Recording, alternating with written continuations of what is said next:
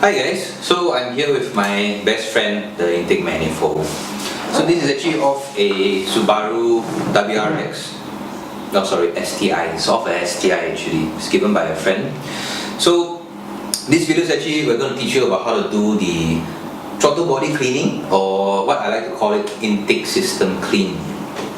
So the intake system generally consists of your MAF sensor, your throttle body, which is the butterfly valve here, okay, then the manifold and the intake valves. This is what we consider the full intake system, because everything related is to draw new air into the car for combustion.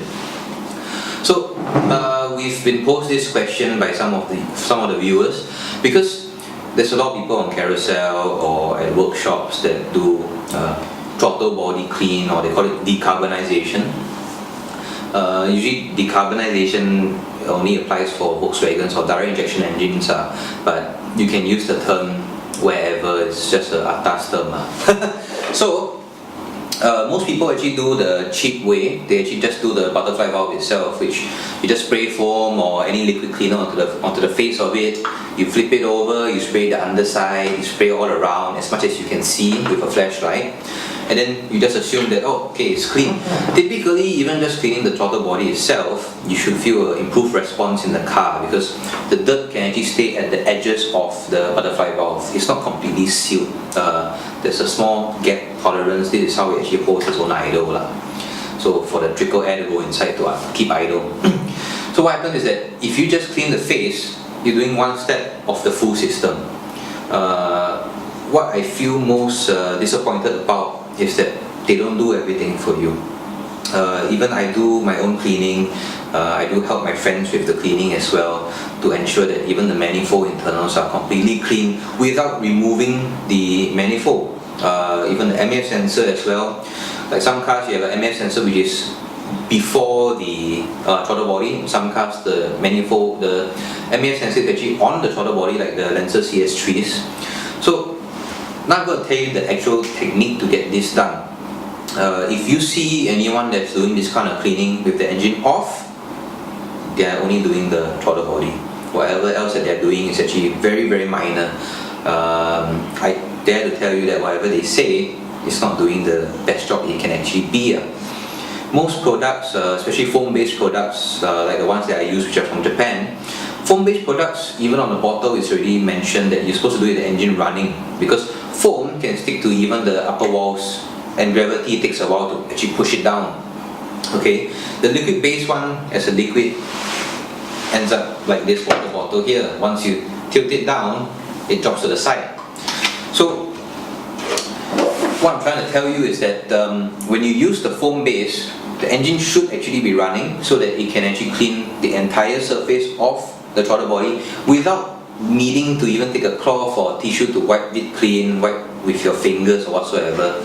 You don't even have to do that, because it's going to go with the flow of the air that's being pulled into the engine. That means the full circumference of it. There'll be some photos in the video to actually show you how it actually properly cleans the entire round circumference of the pipe. So if let's say you do the engine off, you spray the liquid cleaner or the foam cleaner, eventually what's going to happen is it's just going to clean the bottom side. So like this, it's just going to clean the bottom side of the internal of each manifold leg. That's if you can even get it into all four legs. But as you can see, on this one, it dips down here. So what happens is that the liquid will actually collect here rather than go in. So what happens is that most of these freelance cleaners, what they'll actually end up doing is that they'll start the car, you're going to see a huge column of white smoke, and then you're going to think, oh, that's decarbonization happening. Actually, that is steam. You're boiling chemicals, and they have a different color smoke from boiling water. If you were to boil coke, it's going to be a different color smoke as well. It's not going to be grey. So basically, that's just steam. Sometimes a lot of people, they have the misconception that oh, there's a lot of smoke, so the cleaning is being done right, or all this smoke is all my carbon coming out. That's not true. It's really just the steam from the chemicals. If let's say you were to put it in a little cup, which I'm not going to attempt to do because my kitchen is very nice. So I'm not going to boil the chemical just to show you that it comes out white smoke. But I have shown some of my friends or some customers that have come to me for the cleaning that if I were to flood it it will actually come out the white smoke. For certain cleaners like M-Soil, which come out as a thick foam, if you do the engine running, you will still get a white plume of smoke, but you want to make sure that you're doing the right way, you see, rather than just boiling it off. So basically the throttle body, usually the front is going to be cleaner than the back, because when you flip it open, it's the underside and the top side that takes the air in, but usually the underside gets the most dirty. If the back part of the throttle body is always dirty and the front is less dirty, you're quite sure that the manifold is dirty, the valves are dirty. MEF sensor usually is just to check your intake volume and the intake temperatures. If it's just slightly dirty, it can actually affect your air-fuel ratio, just a little bit, but it reaches the point where you can be losing 2 km per liter. So I do recommend most car owners actually do it every 20-30,000, depending on where you work. Of course, if you work in Tuas or Changi neighbour base area where it's very, very dusty, smaller particles that your air filter cannot grab will actually dirty up. The MEF sensor will actually dirty up most of these things much quicker than if you work in town or anywhere else which is a less dusty environment. Okay, so when you want to start actually doing this, you want to actually have the engine running already, it's having a steady idle. You spray a layer on top of the throttle body right before it feels like stalling, because you sprayed enough. You flip the valve open, okay, to suck in, and you actually watch how much suction pressure the engine can actually pull in. This is to ensure that it splits evenly into all 4 manifold leaks. You also want to make sure that you clean up every single part of it.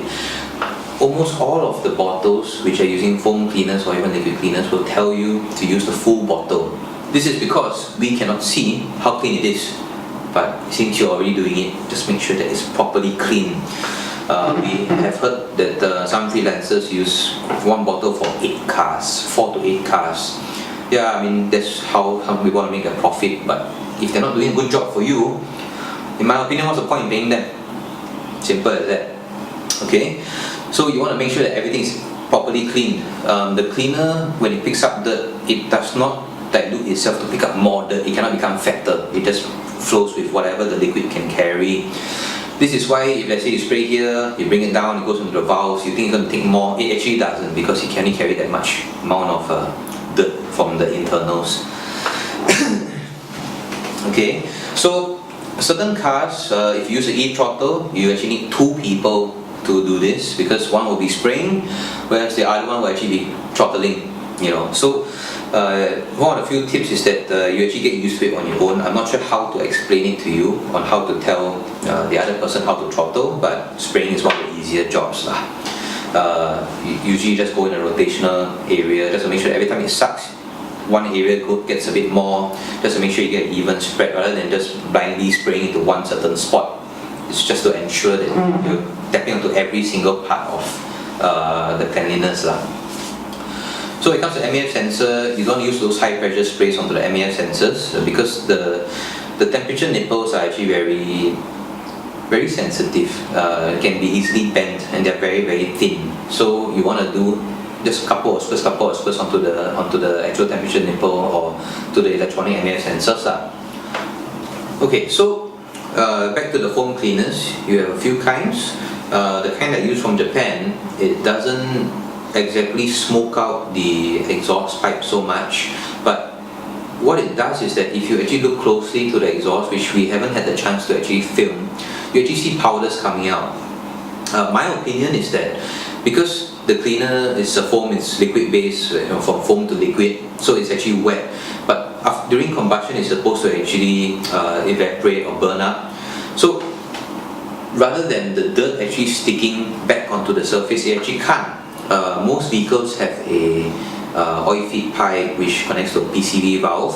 The valve actually redirects oil back into the throttle body, so that's actually how it gets dirty, because all the smaller particles of dirt that the air filter can't pick up sticks to this wet surface, which is actually just the oil.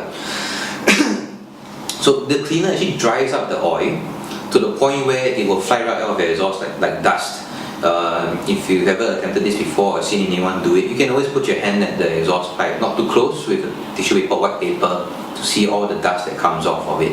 If those kinds don't have a huge plume of white smoke. Those with white smoke, typically you don't see any dust coming off. Even if you don't hold anything behind it, you usually don't see it. So my theory is that it's because the liquid is actually still wet. So when it's wet, it can actually end up sticking to your catalytic converter and not actually coming out of the exhaust pipe. So essentially what you're doing is that you're shifting dirt from one place to the other, but that's just my opinion. So the rest is all up to you lah. But I've done these tests on my own, and I've actually just realized that certain cleaners could be better than others, certain methods are better than others. It all depends on what's the extent of cleaning that you actually want to do. Like for me, I typically charge my friends or my customers $50 to do the full intake system, whereas I use the entire bottle of contents. So I always have happy customers, I always have friends coming back, I always got referrals coming back. But this video is not actually to sell the service, it's actually because I also want these freelancers to understand how to actually get it done correctly to ensure that your customers are happy. Not just doing something that's 6:30. Okay, so next we'll actually be showing you how we've actually done this in real life, in real time, with some photos as well for your reference, in case some of you don't believe, but we actually don't care. So enjoy.